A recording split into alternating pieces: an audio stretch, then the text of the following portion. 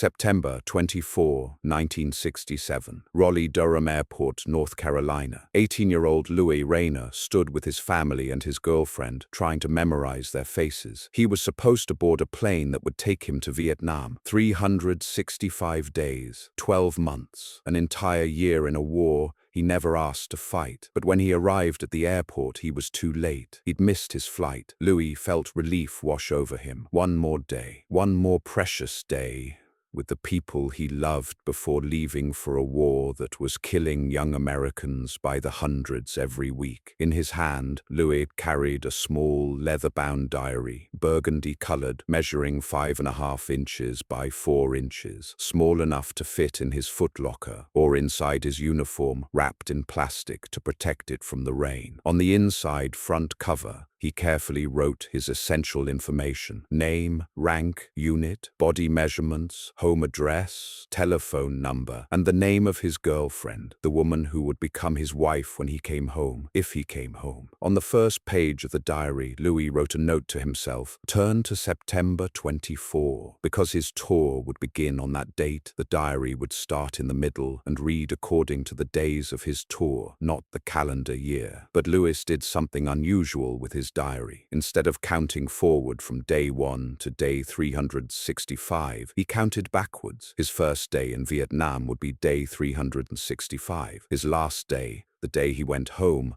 would be day 1. Every single day in Vietnam, Louis would open that diary and cross off another number. 365, 364, 363, a countdown to freedom, a countdown to survival, a countdown to home. This is the story of Louis Raynor's year in Vietnam, told through the diary he kept every single day of his tour. It's the story of a teenage draftee who carried 240 M60 rounds, 7 clips of M16 ammunition, a claymore mine, and his friend, the M16 rifle, through mud and rain on patrol missions he never wanted to go on. It's the story of a soldier who witnessed the Tet Offensive, who watched friends die, who was wounded in a gas explosion but kept serving. And it's the story of coming home to a country that looked at him like he'd done something wrong, that made him feel ashamed for doing his duty, that forced him to lock away his memories for decades until the silence nearly destroyed him. Louis Raynor was drafted in 1966 at age 18. He didn't volunteer. He didn't believe in the war. He didn't have a choice. The Vietnam War draft operated through the selective service system, which gave deferments to young men who could afford college and took those who couldn't. Louis was working class, no college deferment, no connections. When his number came up, he reported for induction. He completed basic training at Fort Bragg, North Carolina. 9 weeks of learning to follow orders, fire weapons, and become a soldier. Then came advanced infantry training at Aberdeen Proving Ground in Maryland. Another 8 weeks of specialized instruction. Graduation from AIT came with automatic orders to Vietnam. Louis's military occupational specialty was track and wheel recovery. He would be responsible for maintaining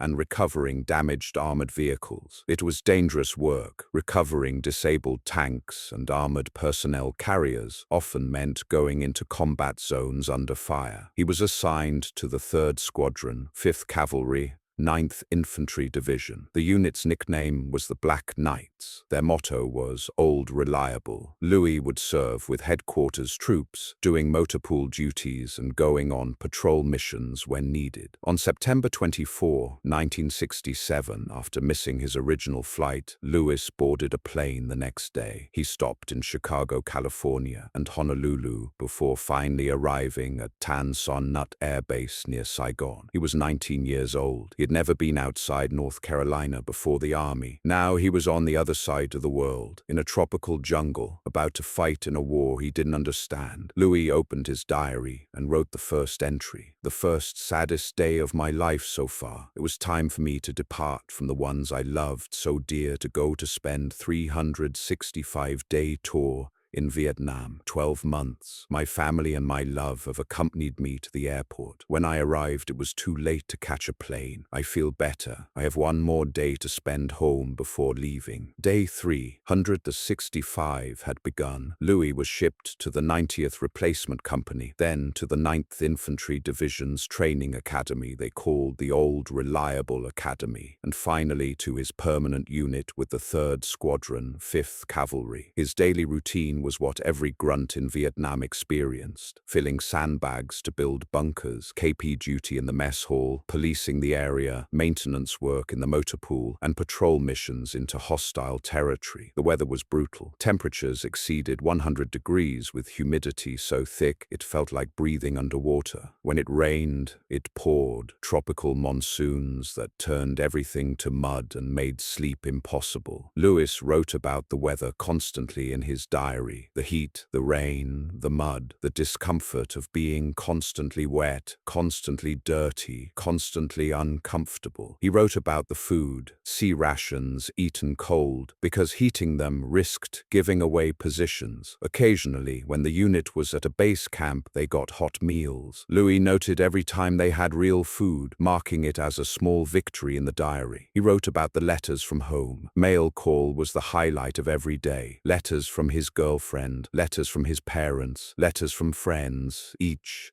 one a connection to the world he'd left behind. Proof that people still remembered him, still cared, still waited for him to come home. And he wrote about the missions. On October 7th, 1967, day 348, Louis went on his first live patrol mission. He wrote, "We go out on our first live patrol mission, a long day and night. I carried 7 clips of M16, 18 rounds in each clip, 240 M60 rounds, a clay mortar mine, and my friend, the M16 rifle. It rained all night. I had to lay in the mud and water during the night." Louis carried over 126 rounds of ammunition for his M16 rifle, plus 240 rounds for the M60 machine gun, plus a claymore mine. The total weight of ammunition alone was probably 30 to 40 pounds. Add the rifle, the mine, water, rations, and personal gear, and Louis was carrying 60 to 80 pounds through jungle and rice paddies for 18 to 20 hours, in the rain, lying in mud. This was the reality of infantry combat in Vietnam, not the dramatic firefights shown in movies, just exhausting, miserable slogging through hostile territory, knowing the enemy could be anywhere, knowing ambushes could happen at any moment, knowing that one wrong step could trigger a booby trap or landmine. Most patrols never made contact with the enemy, but that didn't make them less terrifying. The constant tension, the hypervigilance, the knowledge that the Viet Cong chose when and where to fight, and American units could only react. Louis and his unit operated around several base camps with names that would become familiar over his tour: Bearcat, Black Horse, Red Oak, Delta South. They crossed rivers, a particular challenge for Louis, who couldn't swim. The fear of falling off a bridge or out of a boat into deep water added another layer of anxiety to an already stressful existence. For the first few months of Louis's tour, the war followed a pattern: patrol missions, base camp duties, occasional contact with the enemy, nothing that prepared him for what was coming. In late January 1968, North Vietnamese and Viet Cong forces began positioning for their largest offensive of the entire war. They planned coordinated attacks on cities and military bases across South Vietnam during the Tet Lunar New Year holiday. American intelligence detected some movement but didn't understand the scale of what was coming. On January 31, 1968, the Tet Offensive began. Louis's unit was near Xuan Loc, pronounced Swan Loc, about 40 miles east of Saigon. When the offensive started, they were immediately thrown into combat. On February 2, 1968, day 131, Louis wrote, "The VC hit the convoy today. We lost a tank, some men. After it was over, we returned to Xuan Loc and spent the night, which was a long, long night. We were attacked under attack all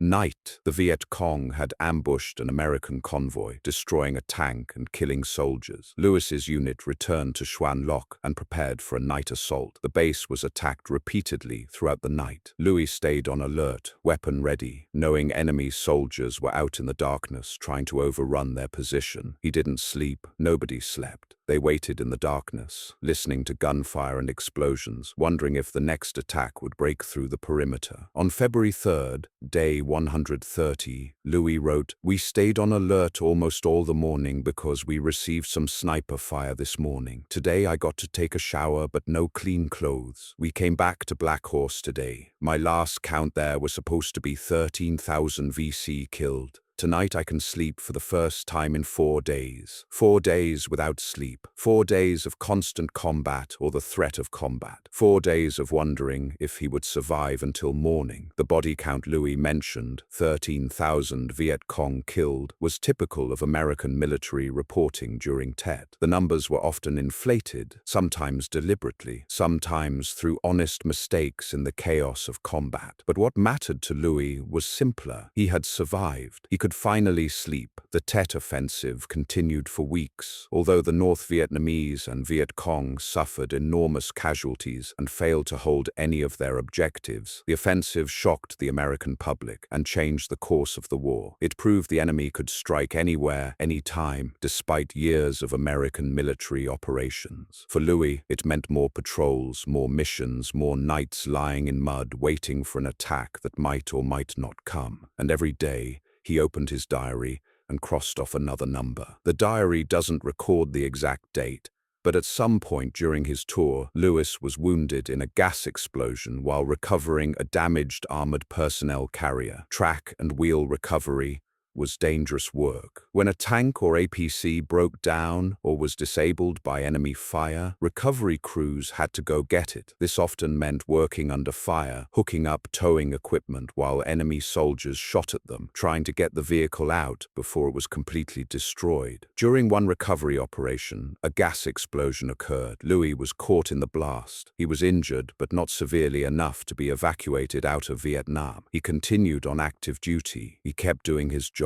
He kept going on patrol missions. He kept crossing off days in his diary. This was common in Vietnam. Unless wounds were severe enough to require extended hospitalization or evacuation to Japan or the United States, soldiers stayed in country and kept serving. There was always a shortage of experienced troops. Units couldn't afford to lose men to minor injuries, so Louis bandaged up and went back to work. As the months passed, Louis's diary entries became more repetitive. The daily routine, the weather, the missions, the letters from home, the countdown, day 100, day 50, day 20. The closer he got to going home, the more dangerous it became psychologically. Soldiers became more cautious as their date of expected return from overseas, their Deros, approached. Nobody wanted to die with only days left on their tour. There was a superstition in Vietnam. The last month was the most dangerous, not because the enemy knew who was about to leave, but because soldiers who were short, close to going home, started thinking about survival instead of the mission. They became hesitant. They second-guessed decisions. And in combat, hesitation could be fatal. Louis kept his head down and kept working. Motor pool duties, patrol missions when required, filling sandbags, KP duty, the endless routine of military service in a combat zone. And every day he wrote in his diary and crossed off another number, day 10, day 5, day 2.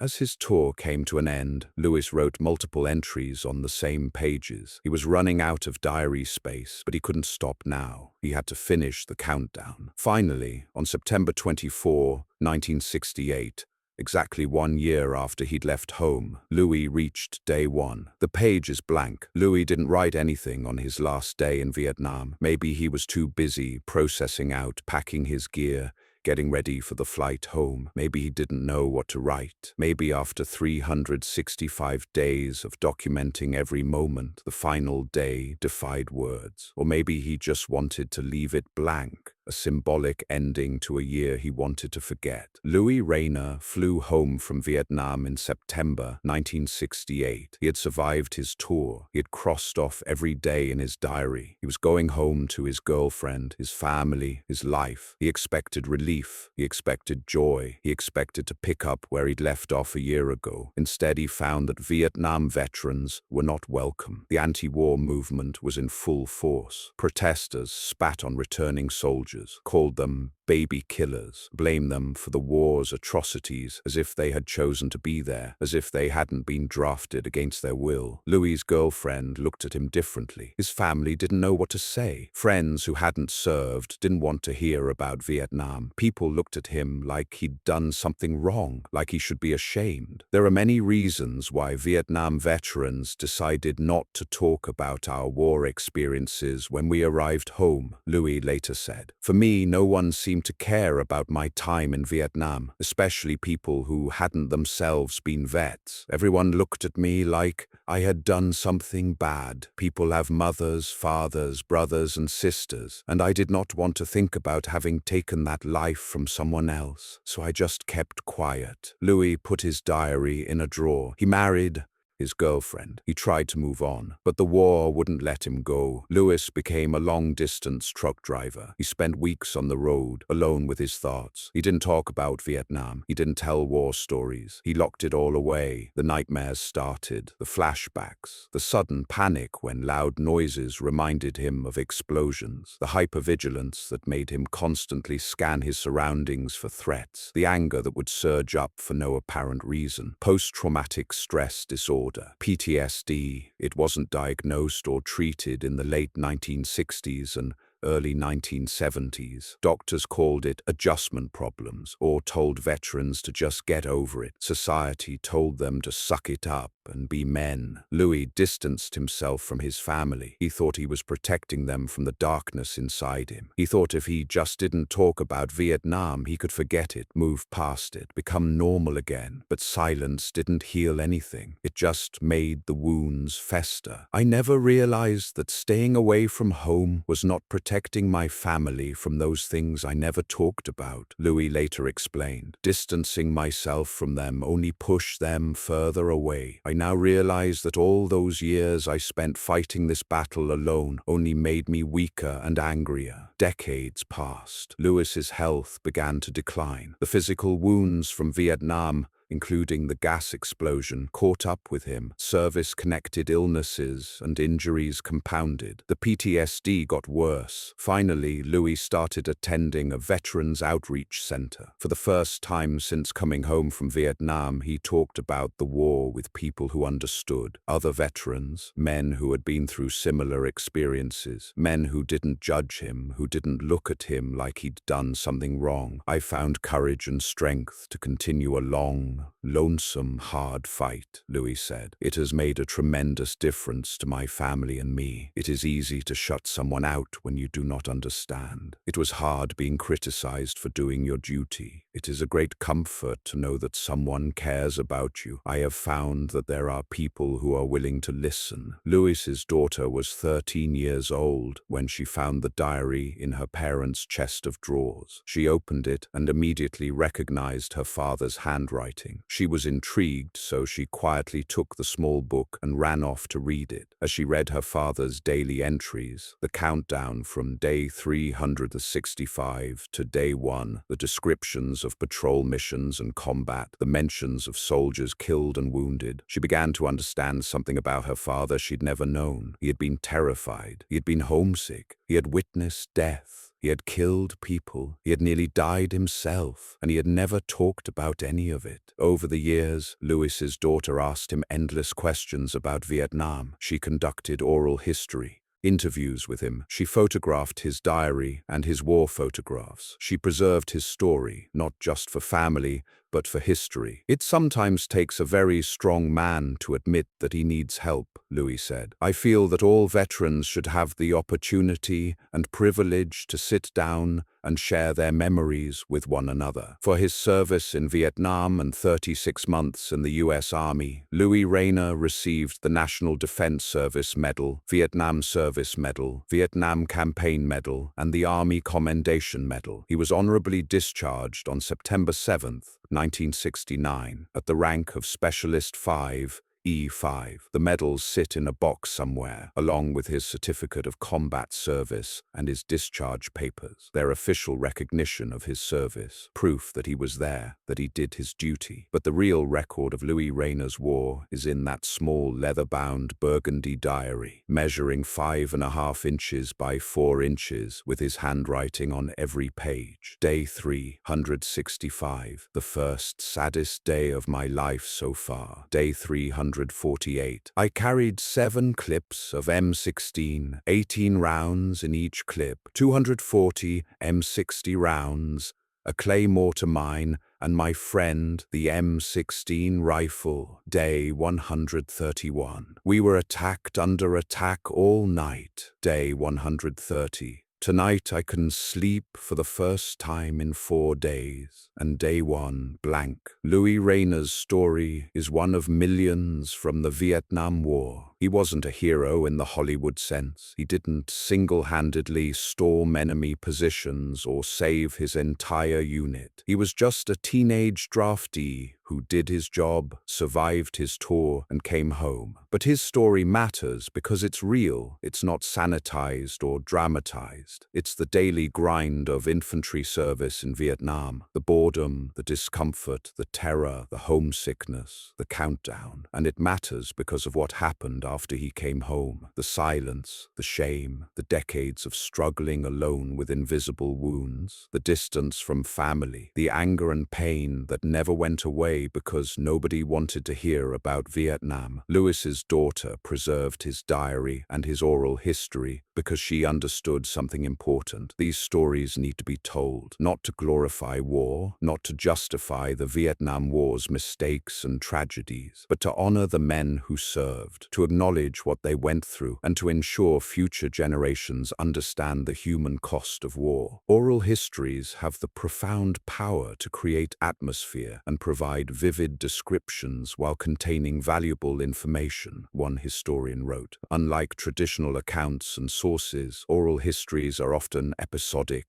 brief, and fragmented, but they bring the war and its impact to the human level necessary for comprehending something as chaotic as war. Louis Raynor's diary is exactly that, a human-level view of the Vietnam War, not strategy or politics or grand historical forces, just one soldier's 365 days, counted backwards, one day at a time. Louis Raynor eventually found peace through the Veterans Outreach Center and through finally talking about Vietnam. He learned that staying silent didn't protect anyone. It just allowed the wounds to fester. He learned that there were people willing to listen, that other veterans understood, that his daughter wanted to know his story, not to judge him, but to understand him. He learned that admitting he needed help wasn't weakness, it was strength. And he learned that his story mattered, that the diary he kept every day of his tour, crossing off numbers from 365 to 1,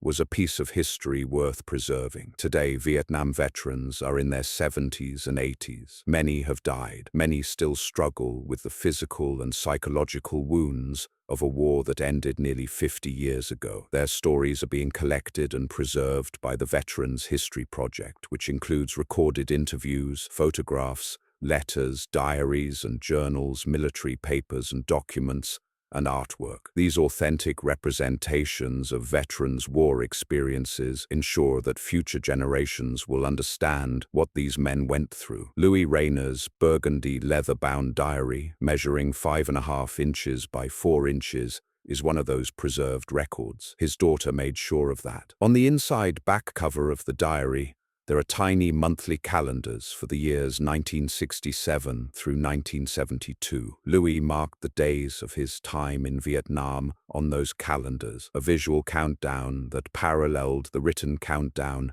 in the diary itself. 365 days marked off, 365 diary entries, 365 steps closer to home, and on the final day, day 1, a blank page. Maybe Lewis left it blank because he was too busy leaving Vietnam to write, or maybe he left it blank because some things can't be put into words. Either way, that blank page says more than any entry could have. It says, I survived, I made it, I'm going home. For a 19-year-old draftee who spent a year counting down the days in a war he never chose to fight, that blank page was freedom. It was the end of the countdown. It was the beginning of the long road home.